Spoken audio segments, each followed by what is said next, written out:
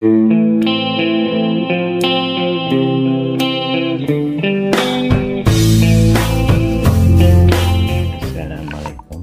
jumpa lagi bersama saya Demo Channel. Ini ada satu video dari R76 dimana mahasiswa UGM dari Teknik Nuklir sedang ada di lokasi dimana masyarakat tempat yang tahu kaget ya. Mari kita lihat videonya. Check it out.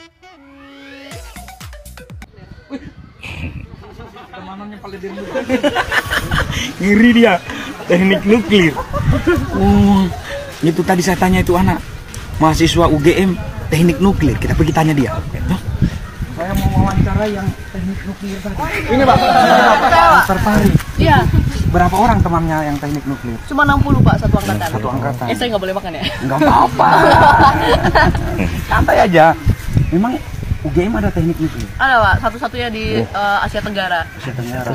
Itu fakultas atau jurusan aja? Jurusan Pak, fakultasnya teknik. Udah mau semester berapa deh? 7. Dengan siapa Masuk namanya? 8. Saya etis Pak, etis. Mbak Etis ini belajar teknik nuklir, itu apa yang dipelajari? Reaksi atomnya? Ya, lebih ke betul ya Pak. Itu juga nuklir itu yang lagi Maaf Pak, bentar Pak. Ambilkan air. Jangan. Bentar Pak. Bentar. Aneh-aneh Pak jurusannya ya Pak, maaf ya Pak. Memang diniatkan mau kuliah di teknik nuklir atau gimana nih? Hanya Bukan rencana awal sih Pak. nah, Saya awalnya tuh mau dirgantara sebenarnya. di Gantara. Tapi Terlihat dari gayanya. oh kelihatan ya Pak.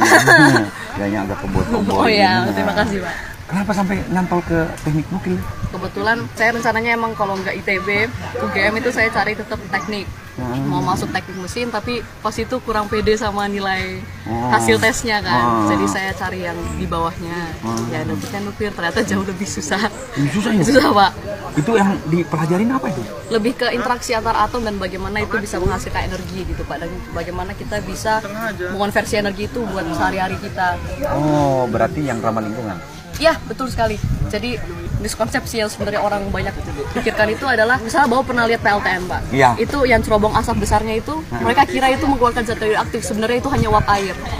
Jadi sebenarnya PLTN itu adalah pemanas air paling kompleks di dunia itu. Jadi bagaimana kita memanaskan air untuk memutar turbin seperti kayak batu bara segala macam, tapi kita menggunakan reaksi nuklir gitu Pak. Tapi radiasinya itu kalau terjadi kebocoran bagaimana? Radiasinya, jadi sekarang itu kita sudah di generasi keempat dari semua PLTN Pak. Kita udah generasi keempat dari 1, 2, 3 itu setiap kali naik generasi itu pasti keselamatannya juga dinaikkan. Dari aspek keselamatan, keamanan, semuanya sudah dipikirkan Pak. Jadi kalau sekarang potensi untuk bocornya itu sangat-sangat kecil Pak. Tidak mungkin, hampir tidak mungkin.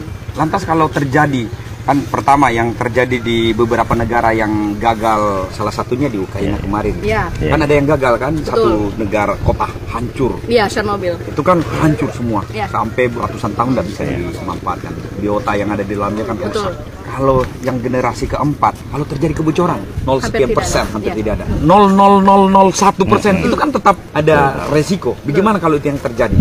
Kalau di setiap negara yang memiliki zat radioaktif ataupun PLTN itu wajib memiliki prosedurnya Pak. Kayak apabila terjadi kebocoran, apa langkah-langkah yang akan dilakukan secara nasional maupun internasional.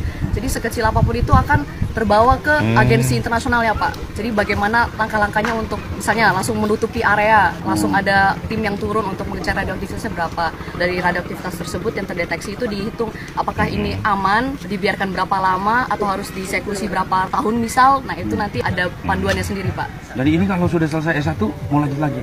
Kalau menurut saya sendiri sih saya lebih tertarik ke materialnya Pak. Bagaimana kita mendukung zat radioaktif itu atau misalnya ada pencemaran bagaimana kita mengambilnya. Jadi saya lebih tertarik ke materialnya. Saya rencana mau lanjut ke teknik material Pak. Teknik material. Betul. Itu nanti turunannya ada berapa lagi? Nanti ada banyak lagi Pak, metalurgi segala macam itu banyak lagi. Tapi ya rencananya Lanjutnya kemana nanti? Ke luar negeri? ya semoga bisa ke luar negeri Pak. Kalau di UGM masih belum ada untuk material. Adanya mesin. Nanti setelah itu keluar kerjanya di Katanya dosen saya Pak, di sini sudah mulai direncanakan untuk PLTN atau ya semacam itulah Pak untuk penambangannya. Jadi di sini potensi untuk nuklir mulai berkembang di Indonesia. Jadi bisa balik ke sini. Potensi bahan baku uranium di Indonesia banyak kan? Banyak Pak. Di sini Uranium Wah, itu sangat luar berlimpah biasa. Pak. Cuman harus ada proses pengayaan agar ini bisa dipakai sebagai bahan bakar nuklir gitu.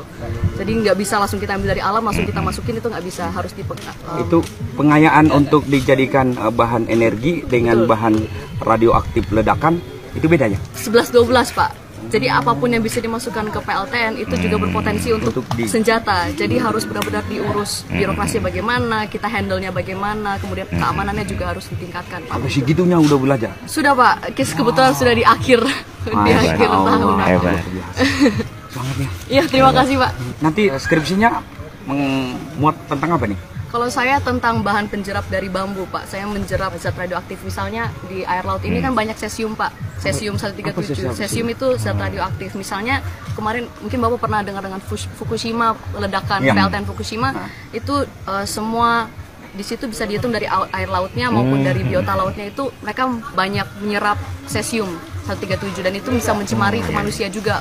Nanti ngaruhnya ke tulang, ngaruhnya ke liver, itu banyak Pak. Jadi rencana saya adalah membuat sebuah kayak Bapak pernah lihat norit yang minum kalau misalnya keracunan makanan Iya, iya. dari karbon aktif itu, Iya. saya membuat itu tapi dari bambu untuk menjerap Radioaktif, pencemaran, iya. pencemaran radioaktif. Mantap. Iya Pak. Cerdas ya. Terima kasih Pak. Atom mau isinya apa sih? Atom, Atom simbolnya apa? ya itu Pak, yang bulat terus ada garis-garisnya gini, ada bulatan-bulat. Jadi kalau kita gabung 3 otak ini sudah jadi atom ya? Iya, udah jadi atom Pak. Cerdas. Gentaran yang anak UGM. Yang wawancara anak Unhalu. Papa Ambon, Mama Kosong. Kosong. Namanya? Regina Beatrix Faisina. Oh, Margalis. Ya, Kulaliu Pak. Oke. Sekian dulu ya. Videonya sangat luar biasa. Hanya di Asia Tenggara tuh baru Indonesia ya. Makanya kita harus berbangga ya. Di Indonesia sudah ada teknik nuklir ya, yang bisa dipakai untuk kesejahteraan masyarakat. Walaupun ada baik dan buruknya ya, tapi kan itu masih dipelajari, masih bisa diperbaiki ya sebelum kita menerapkannya. Oke, jangan lupa subscribe video ini. Sampai jumpa. Terima kasih. Assalamualaikum warahmatullahi wabarakatuh.